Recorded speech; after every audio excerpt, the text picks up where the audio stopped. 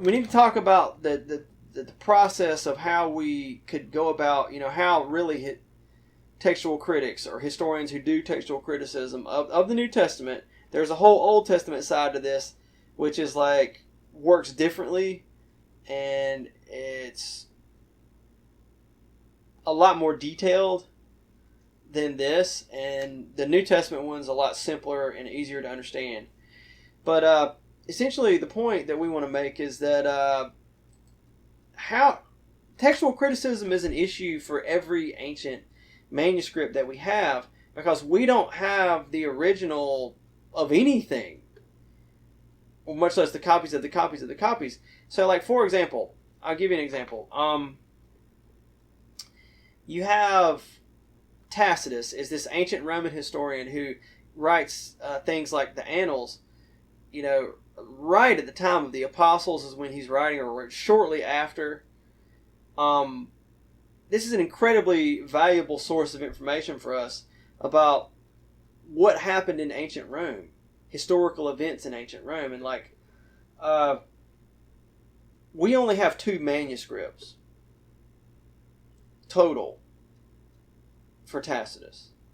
So how do we know it wasn't all so heavily interpolated that there's no way we could know what it originally said? And if you understand how it works for Tacitus, then you'll understand how it works for the New Testament. Because the evidence for the New Testament, the manuscript evidence, is it's way more. Like, we have, the current count is up to 5,856 manuscripts for the New Testament in the original language. And then if you look at all the translations into other languages, which are really less important, that brings us 24,000. There's 18,000, and change of those. Those are less important for the process of textual criticism, because they're later and they show up later. So they don't start showing up until after the year 200, and then that's when they're written, a lot of them, and then our manuscripts for them show up even later. So they're not as helpful as we would like for them to be, but they are a thing. So and the amount of manuscripts we have keeps going up. So for example, for the writings of Homer, the Iliad and the Odyssey, those keep going up. We keep finding more. So if you heard a number, we only have 600 for all the writings of Homer, not true. It's I think it's at 1,000 now or something. So the numbers are always going up. In fact, there was a massive increase in I think it was a 2012 update for New Testament manuscripts. It's important. We'll talk about that as we go. But let's focus on Tacitus for the time being, because we really need to think about the logic here. How do we know that Tacitus was not interpolated? Okay? Or not, at least not horribly interpolated. Because the issue with the New Testament is we cannot reconstruct the original, but we can reconstruct the original because it's just certain verses where we don't know what the original said. But for the most part, we know what it said. So, the textual reliability overall is 99 or 98% of the text. We can reconstruct it. But there's some verses in there where we don't know. There are some verses in there where we know it was changed, and so we can get back to the original. Now but I mean, with Tacitus, it's well, how does that work with 2 manuscripts? What do you do? How do you know? Well, here's the thing. We know from other historical accounts, other writings, that the normal thing that was done in the ancient world was what we talked about, an autograph. So, our best estimate for, how many people could read and write is less than 10%. Now, of course, illiteracy comes on a spectrum. Maybe Peter, for example, couldn't read and write well, but he could probably do it badly. I can read and write in Greek like really, really badly and barely understand what I'm talking about, but I can make out a little bit, you know. I could do better in Spanish, but like I'm really literate in English, you know. So like literacy is a little bit confusing, but for the most part, historians' best estimate for the ancient world, what era, what region had the highest literacy rate. They think the ancient city of Athens in the classical period, which like that's going to be like 500, I think, to like 300 BC. They got it up to 10%. And like it wasn't necessarily a class thing. A lot of times the rich noble king couldn't read and write. He had a slave that could, because it was like slave work to have to do all that. So it didn't necessarily mean you were well to do. Okay, it could be like something that like means you were lower down on the totem pole. So a lot of stuff's written by slaves. Like for example, the golden sayings of Epictetus, who's a Stoic philosopher. He's a slave, also a Stoic philosopher. I don't know if he wrote it, but like that gives you an idea. So like in the ancient world, you didn't just write stuff the way we write it. Like I've got a notebook, I can go to the store and get a notebook for 99 cents and get a pack of pens for 99 cents and just jot down things I don't want to forget.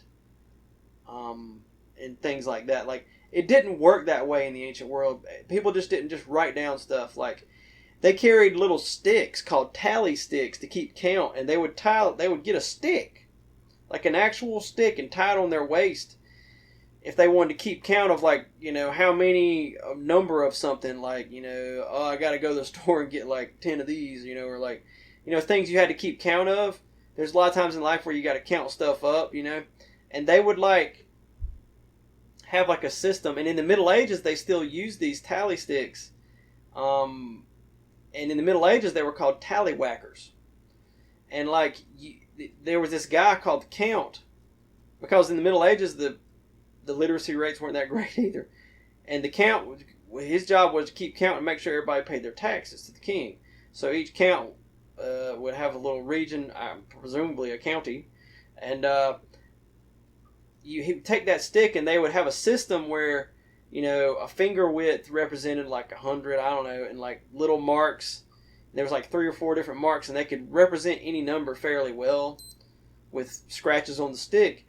And then I think they would do it on both sides.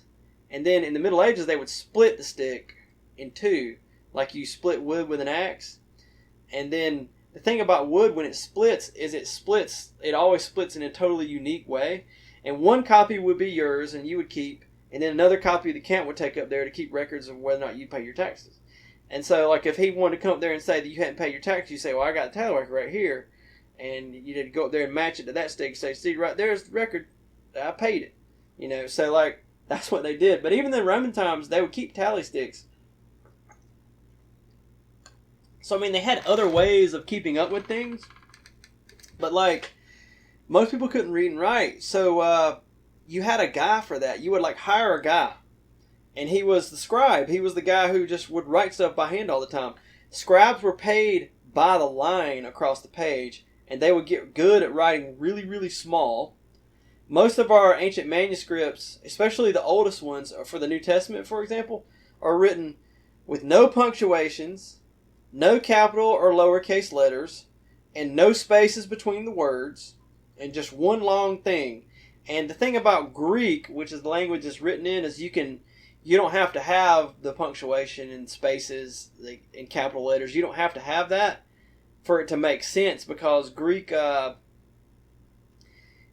words are conjugated so that you can tell what's the subject of the sentence and the verb and the different, like you can move them around in the sentence however, and it still makes sense. So Greek works differently from English, but like they were doing that because they got paid by the line, however many lines they wrote. Like you would hire a guy, he would have the papyrus, and the papyrus is like this grass that you lay the strips down next to each other, and then you lay another layer at 90 degrees to those, so cross grain, and you put them between pieces of wood and like weight on it, and the natural juices will like come out and it will like glue it together. It has the special juices in it. Later on, you get the later manuscripts, And you get, when the church gets money, they start making nicer ones, and those are made on what's called parchment, which means like an animal hide that's been scraped really thin, and those last a long time. We'll talk about that in a minute. And then eventually, later in the Middle Ages, the Chinese invent paper, which is like mashing up of wood pulp, and I don't know exactly what the process is, but then when that comes to Europe, the manuscripts are on paper, and the Europeans immediately mechanized the production of paper. They were like, oh, paper, and that's what we have today is a modern form of that. And then eventually you get to printed copies of the Bible. So the thing is, again, back to Tacitus, like when stuff was written in the ancient world, it was you hired a guy, you hired a scribe. Okay, so like the guy would come and he would have the papyrus.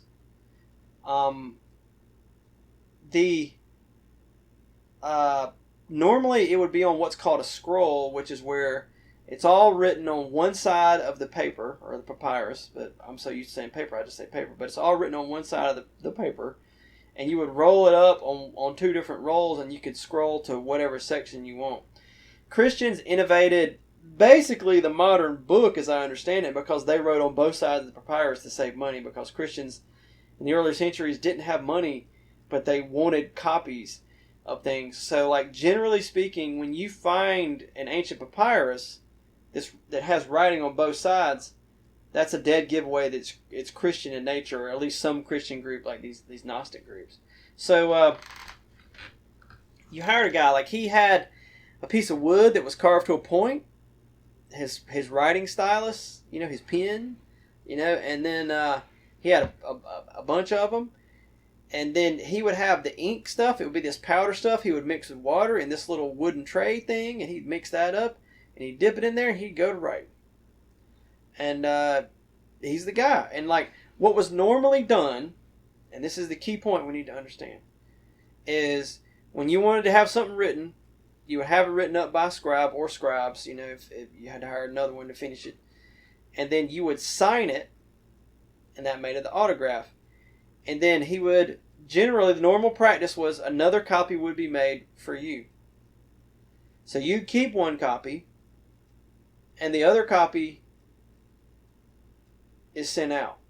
That's the normal practice. If you find an ancient manuscript, an ancient document, that's most likely what was done, because that's what they always did. It was rare not to do that. You say, well, how do you know that, Ben? Well, we know from ancient historical documents and the historical method, and how we prove that they were telling the truth about this and telling the truth about that. And you say, well, how do we know that those other ancient historical documents were not interpolated too? Well, the issue is you start bringing together multiple documents, and one of the things we can tell about history, one of the thing we're most certain of, is the point of view of the author, because whenever you tell a story, you have to pick things to put in the story and pick things to leave out, and that's always going to be informed by your own point of view. And so when you have too many, like lots and lots of historical sources coming at you from very different points of view, all referring to the same thing for different reasons in different places, it's unlikely they were telling the same lie. The idea is that when a person tells a lie, the person is the source of that lie. And two people are unlikely to independently make up the same lie. That's unlikely to occur. So what's more likely is that it's just true. Okay, so that's what they did in the ancient world, and it makes perfect sense. So another thing they did in the ancient world was what was called a circular letter or a circular document. Like, you would get a copy of, Tacitus or whatever, and then you'd have your scribe make you a copy, and then you'd let your friend borrow the copy, and he would have him a scribe make a copy, and everybody would get a copy as you just pass it around and hand it around. That was the normal thing that was done. So for anything that was, especially anything that was important, okay? So when it comes to Tacitus, it's like, well, we know he was important, we have people quoting him, fairly early on and stuff like that. Then what's most likely is that his text was circulated. So here's the thing. in our modern age, we have a way of making copies of things incredibly fast because it's done digitally on hard drives and like electronic memory storage on RAM chips and stuff like that. Like, so when you post something online, the saying is today it becomes indestructible because so many copies are being made so fast that nobody can destroy them all. It's the same concept back then. If you've got, you start out with the author keeps the autograph, but then like there's a copy that's sent out and it immediately starts circulating, you've got an issue where there's going to be so many copies pretty fast that nobody can change them all. And so this is a key point for us to understand. Once you get too many copies, nobody can change them all. You can change your copy, and we know with the Bible that people did that, but there's a method to looking through that and understanding, like, we know enough about history, we can start to say, like, okay, this interpolation here doesn't jive with the point of view of the author. And why would you interpolate a text except that you disagreed with what it originally said? And if what it originally said was informed by the point of view of the original author, then the scribe who's recopying it must have a different point of view. And that's why he interpolated it. So, like, there's a science to that. There's a method to that. It gets into detail. But, like, basically, there's one text I think some people argue a little bit about whether or not Tacitus, for example, was interpolated. But for the most part, no. And remember, like, these are Christians in the Middle Ages who give us our only surviving manuscripts of Tacitus, for example. So they had a very different point of view from Tacitus. So, like, we're confident that we know what Tacitus wrote, given all this evidence. In fact, you really only need, like, one copy. And if you've got enough stuff to work with and enough evidence and different things, then, like, you can begin to reconstruct a picture of how this book was produced and how this ancient text was produced. And, like, so all that being said, let's look at the Bible, okay? So from, 49 AD, supposedly for 1 Thessalonians, certainly 55, to, we'll just say 100 AD, how many copies of the New Testament do we have, manuscripts, physical manuscripts that date to that era? Goose egg. The answer is goose egg. The answer is 0. We have none. Now, there's been some hubbub here and there about certain ones that do date that far back. There was a big hubbub about a 1st century mark because one expert dated it back that far, but then 2 others looked at it and they were like, no. And so sometimes, who knows, because there's so many manuscripts that have been discovered, but they have to study it for a long time to, like, come up with, for example, the date. And it gets more complicated in that, like, these scribes would sometimes erase. I don't know how they erase stuff, and then they would write back over it. We have computer technology where we can look at what was under there fairly clearly and see the erase portion. And so that becomes interesting too, because now you get like 2 documents for the price of 1, right? Okay, so anyway,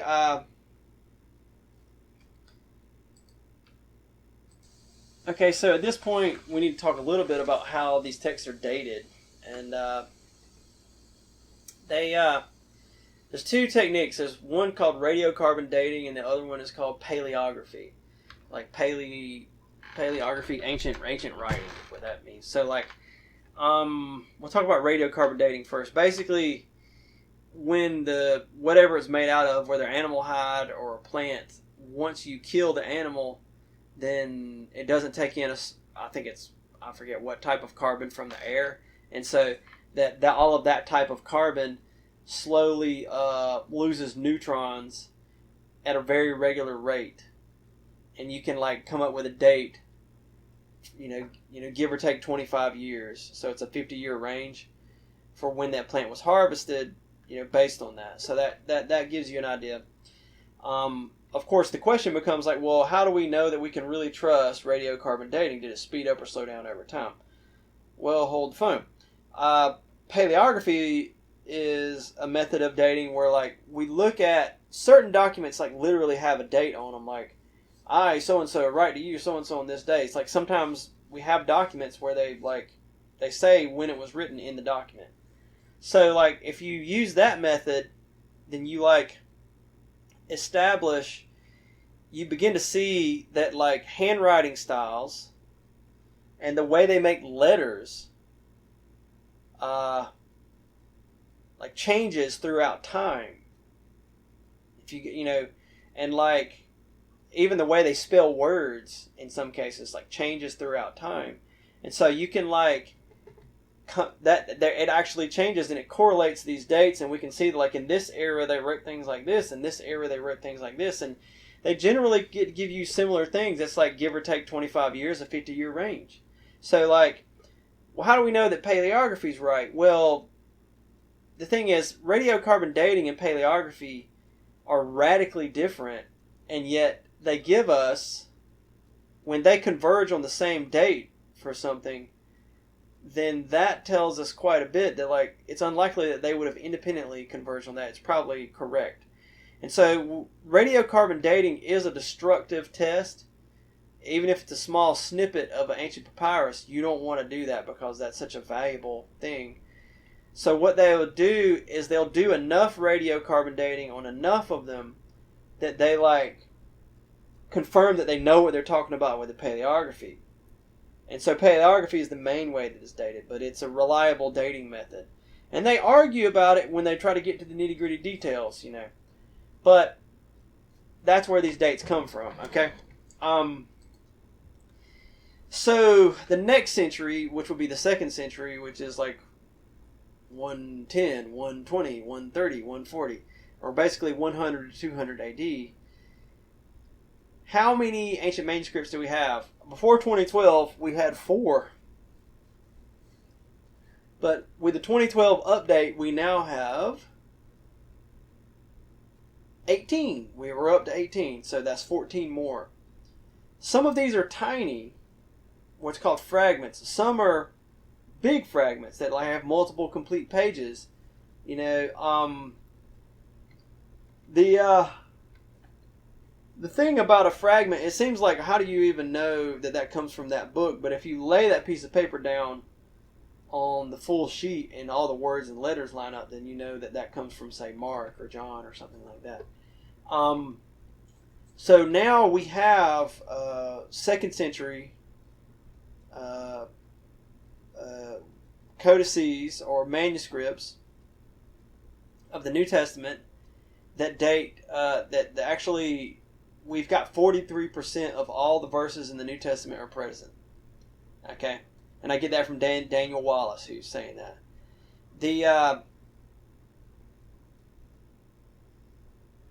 You know, maybe we'll have to double check and make sure those are right. You know, maybe someone argued, you know, maybe he was, I think that was around the time that he jumped the gun on this 1st century mark. But, and I think it ended up being a 2nd century mark. Our oldest today is something called P52. And I've said in other videos that like P52 is this fragment of John. It dates to 120 AD. But like, there are people that argue pro and minus, and I was like saying, well, there's other people who disagree, but like in reality, you've got to pin a date on things, and that's where the weight of experts come down on around 120. So you're gonna have a few people try to push it earlier and later, but like it keeps coming back to that era, so it's probably 120. Okay, so anyway, the next era is 3rd century. Or 200 to 300 AD, and this is a really important era. We've got 50 manuscripts from this era. For example, P45 is famous, and like you can actually go on Google and just type P52 or P45 or P66, and it'll come up on Google because that's what they call it. They call it Papyrus 45, which means it was the 45th one that was found. Yeah. So P45 is dated 200 to 250, so you can say 225 to take the average. It's not complete at all, but it contains all four Gospels and Acts in one collection, collected together. And it's our oldest one that has them in this order: Matthew, Mark, Luke, John, Acts. The order that they're found in for us today. And that's interesting because Acts is the sequel to Luke, written by the same guy. And but still, John comes in between, and they were doing that in 220 AD. Apparently, they had a version like that. P66 is our oldest complete John. It's debated, but probably it dates to 200 AD. Some argue 125, others 350, but probably 200 is So that's our oldest complete John, Gospel of John. Now you look at 300 to 400 AD, and we've got this is where things change. Okay, so before 300, the church didn't have money, not much money. So the manuscripts were made by whoever in the church knew how to make one, and like at each, we'll talk about it in the evidence as we go. But like typically, each church would have a copy of the Bible at the church. So like we have evidence for that, which would mean that like there's lots of copies. But like we have 100 from that era, and we have some really important ones because we have our oldest, dating to about 300 AD, or we'll say about, I think it's 300 to 350, so we'll say about 325, I think is right. We have the four great uncials, which means uncials means they're all in capital letters. And we have our oldest complete Bibles with a Greek Old Testament and then the New Testament in Greek. Okay, and one's called Vaticanus, and one's called Sinaiticus. And the story of the discovery of Sinaiticus is like incredible. Like you want to read about Tischendorf and this guy and like the amazing things he did to get his hands on this and get it back. It was going to be burned, like, because the monastery had no idea what they had, and he got it back to the British Museum where it's preserved. Like Vaticanus is a different one where like it's just been in the library of the Vatican in Rome, and nobody knows how it got there. It's just there. Like it shows up in their records in the 1400s, but the Vaticanus is like beautiful, and these are on parchment, so that means they didn't rot. They last like way longer, and there's like high resolution scans of these online that you can look at, and so I'll put the links for those high res scans in the description of this video, or maybe in a comment, so that like everybody can look at it. Codex Bezae is an important one. It's a weird one. Might have been the basis for the King James. We don't know. Dates to around 400. But like, we have 100 manuscripts from this era. And then we have the next era, which is like, 500 to 1000 AD. We have about 350 manuscripts. Okay. And then after 1000 AD, we have 5,300 manuscripts. So the majority of our manuscripts for the New Testament in Greek date to after 1,000 years after the time of Jesus, basically. So they're medieval manuscripts. Now the turning point happened when the Emperor Constantine converted to Christianity, and so like you get this, I think it's like 315 AD, he makes the Edict of Milan, which says we'll no longer persecute Christians, and that kind of thing. And then, but like, because this super rich, powerful guy who owns the world now is a Christian, that means that he's putting money into the church. So you see a bunch of things happen. One is nice churches start being built, really nice churches, and it becomes this real works of art. Whereas before, they would just renovate people's houses. If some member of the church had a big enough house, they would just meet at the house. They would renovate it so they could meet at the house. But once Constantine comes in, they start building churches, like nice churches. And they start getting truly inspired, impressive architectural style in these churches, and it's fascinating. Another thing that happens is you have a literal stampede of rich people into the ministry because they want to become more rich. And so they want all these ministry jobs. And so you don't get a lot of people converting to Christianity, but you get a lot of rich people, quote unquote, converting, wanting to get all those church jobs because now there's money to be made in having a church job. Oftentimes people have would get the church job and they'd never even been baptized as a Christian yet, and because you can make so much money being a preacher now, people would literally there's a practice called simony starts where people would pay for the church job and it would go to the highest bidder. Okay, another thing that happened is the Roman Emperor Constantine commissioned this guy named Eusebius, who's the bishop of the church in Caesarea, I think he's the bishop. He's one of the big shots there. To have 50 really nice copies of the Bible made and sent around the empire. And we think that Vaticanus and Sinaiticus are actually two of those. Okay? Alright, and then we get translations into other languages. The important early ones are the translations into Latin that when did the translations into Latin show up? We know that by 400 AD there were a bunch of them floating around and they didn't agree with each other. So the Pope at the church in Rome has Jerome, which is like the guy who had the most learning and education he knew, Christian, to make a translation into Latin called the Vulgate. And then that becomes the Latin Bible that everyone ends up using. He complained that there were differences in the Greek manuscripts. And he's around 400 AD. And then we have the other early ones are Syriac and Coptic. And Syriac and Coptic are like, basically, when Alexander the Great conquered the Eastern Mediterranean, some of the languages changed. So like Egyptian goes from hieroglyphics to being this Greeky version of it called Coptic. And the Assyrians were a Semitic language, and it's Aramaic as their language, and they had the script that they use, it gets Greekized into Syriac. Those are our earliest translations. We get later ones into like Armenian, Georgian, other languages. We get an early, I think in the 500s, we get like the Ostrogoths. One is made for the Ostrogoths, like this Germanic warrior tribe.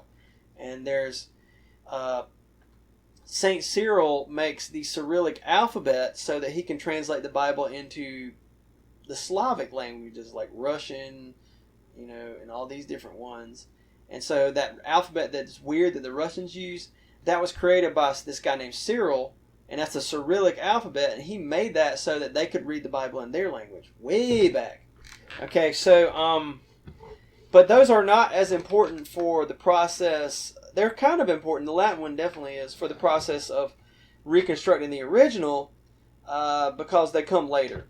Okay, so the important thing for us to understand is we have sufficient evidence that there were a lot of copies even early on, right from the get-go. Okay, so that means nobody could change them all.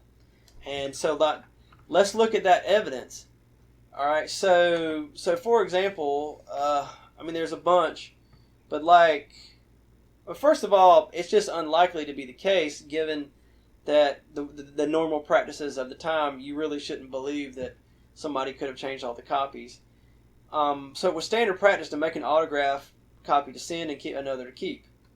Okay, like the book of Romans, for example, was addressed to 4 different churches in that city. Circulation was a standard practice where you make a copy and then you send it to your buddy and he makes a copy, you send it to your buddy and he makes a copy. In the ancient world, reading a book typically meant reading aloud to other people. You normally didn't read to yourself. You could do that, but that's not normally what it meant. In fact, they would say they read a book meant that they heard somebody else read it publicly. So, 1 Thessalonians, for example, is Paul says, I want you to read this to everyone in the church, and then I want you to take it over to Laodicea.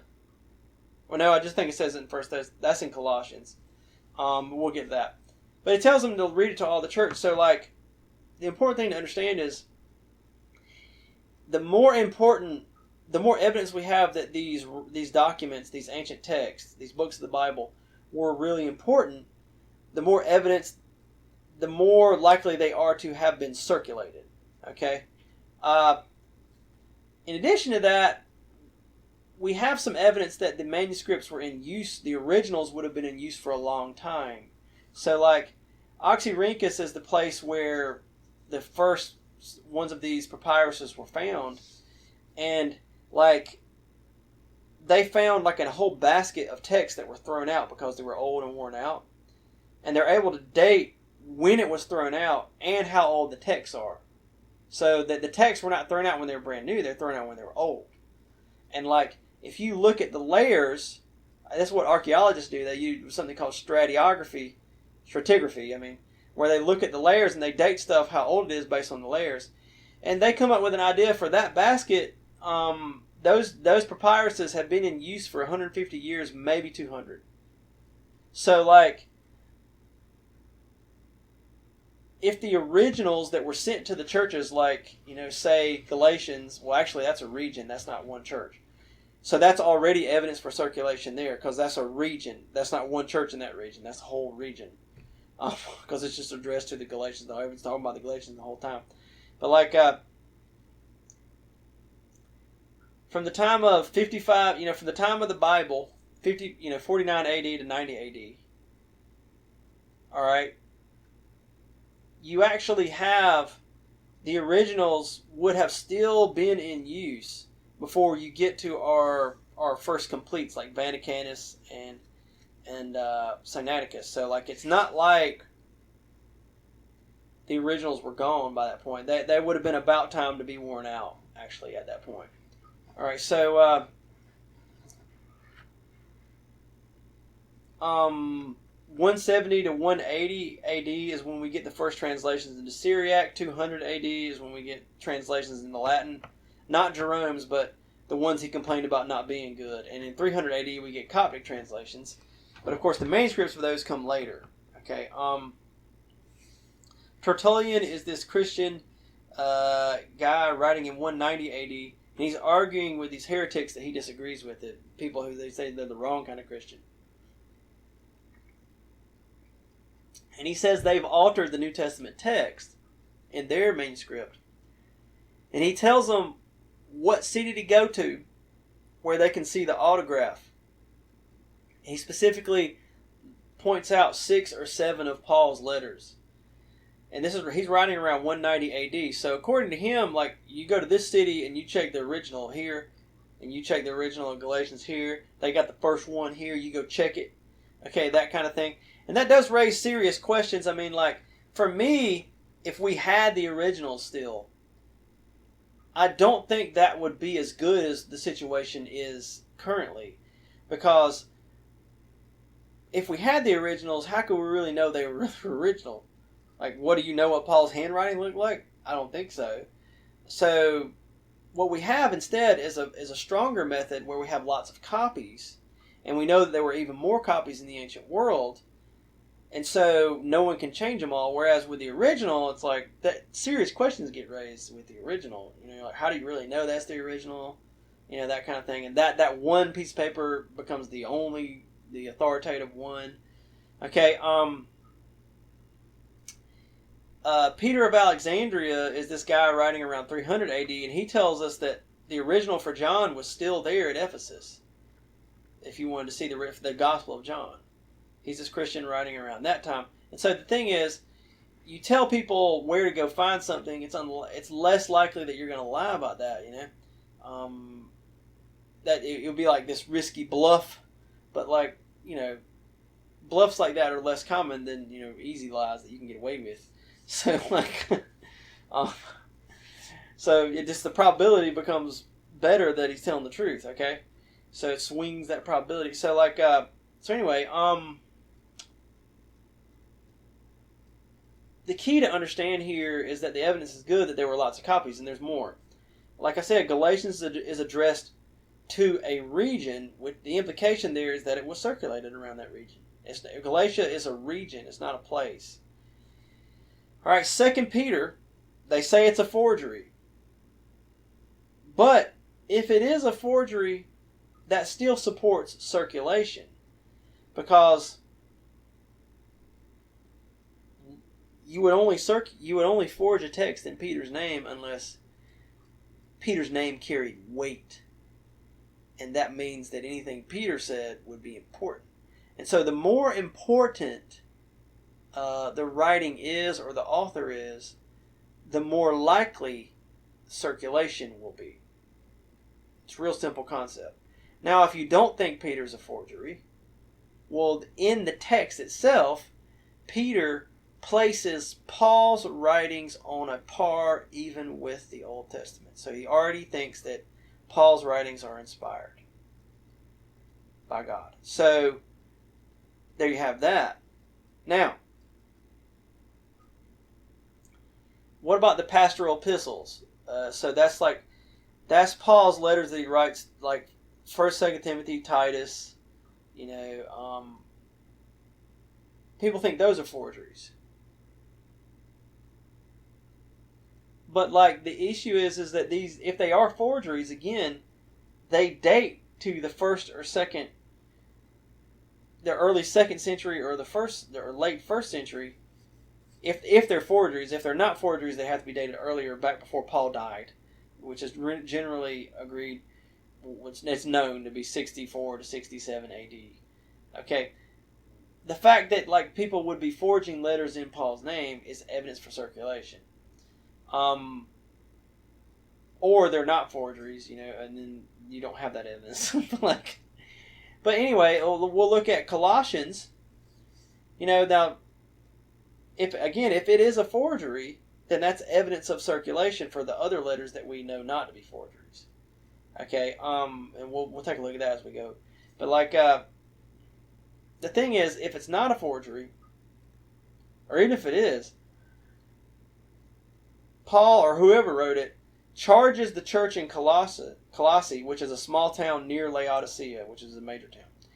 He charges them to read the letter of Colossians also to the church in Laodicea. There's not just to read to the church in Colossae, but also to read it to the nearby church in Laodicea. And then he charges the Colossians to also read the one sent to Laodicea. Okay, so the issue there is that's more evidence for circulation. All right.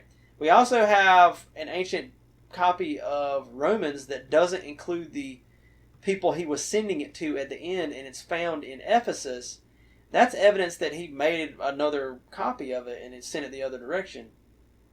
I mean, that's a whole other thing. Although it's possible that Paul wrote that while in Ephesus, and that might have just been Paul's autograph.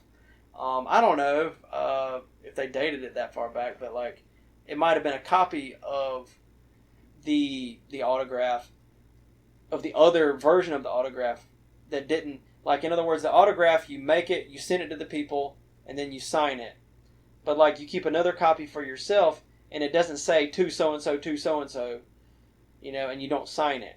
That's how autographs worked. Well, we have a manuscript of Romans that's like that, found in Ephesus, and there's good reason to think that Paul wrote that while in Ephesus. He stayed in Ephesus for a long time. So that's evidence for circulation, for multiple copies being made.